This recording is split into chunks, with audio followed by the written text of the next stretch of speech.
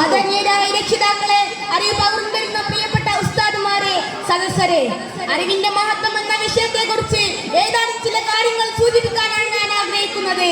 നാഥൻ തൗഫീഖ് നൽകുമാറാകട്ടെ. ആമീൻ. അറിവ് ഇസ്ലാമിന്റെ ജീവനാഡിയാണെന്ന് പ്രവാചകൻ നമ്മെ പഠിപ്പിക്കുന്നു. അറിവ് ആത്മാവിന് കൊടുക്കുന്ന ഭക്ഷണങ്ങളിൽപ്പെട്ടതാണ്. ദുഷിച്ച ചിന്തകളിൽ നിന്നും മനുഷ്യനെ രക്ഷിക്കാനുള്ള ഉപാധിയാണ്. അറിവുള്ളവരും അറിവില്ലാത്തവരും സമന്മാരാകില്ല എന്ന് പരിശുദ്ധ ഖുർആൻ നമ്മെ ഓർമ്മപ്പെടുത്തുന്നു. അന്ധകാരമായ 6-ാം നൂറ്റാണ്ടിലെ അധമജനതയെ കരകടത്തിയത് അല്ലാഹുവിന്റെ പ്രവാചകൻ പകർന്നു കൊടുത്ത അറിവിന്റെ വെളിച്ചമായിരുന്നു.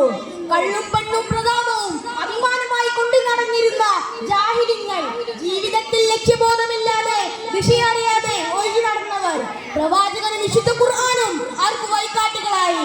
അവരെ ഇന്ന് ലോകത്ത് അറിയപ്പെടുന്ന ഏറ്റവും വലിയ സാംസ്കാരിക തനിമയുടെ ഉത്തംഗതിയിലേക്ക് ഉയർത്തി ആ പുണ്യ പ്രവാചകൻ. ആ കഥകളൊക്കെ നിങ്ങൾ ഒരുപാട് കേട്ടിരിക്കാം. അതുകൊണ്ട് ആ ഭാഗത്തേക്കല്ല ഞാൻ പോകുന്നത്. ഇന്ന് നമ്മളിൽ കുറഞ്ഞുകൊണ്ടിരിക്കുന്ന മതവിദ്യാഭ്യാസത്തെ കുറിച്ച് അല്പം പറയണമെന്ന് തോന്നുന്നു.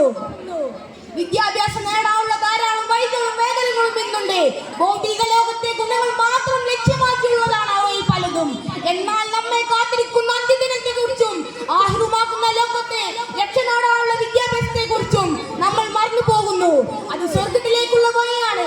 പ്രവാചകൻ പഠിപ്പിച്ചതുപോലെ ആരെങ്കിലും ഇൽമിന്റെ വഴിയിൽ പ്രവേശിച്ചാൽ അവന് അല്ലാഹു സ്വർഗത്തിലേക്കുള്ള വഴി എളുപ്പമാക്കി കൊടുക്കും. ഒരാൾ മരിച്ചാലും ബാക്കിയാവുന്ന 3 കാര്യങ്ങളേ ഉള്ളൂ. അതിലൊന്ന് ഉപകാരപ്രദമായ അറിവാണ്. മക്കൾക്ക് മതവിദ്യാഭ്യാസം കൊടുക്കാൻ മാതാപിതാക്കൾ ബാധ്യസ്ഥരാണ്. അല്ലെങ്കിൽ അവരെ പ്രധാനമായും കാത്തിരിക്കുന്ന 2 അപകടങ്ങളാണ്. ഒന്ന്, പരലോകത്ത് വെച്ച്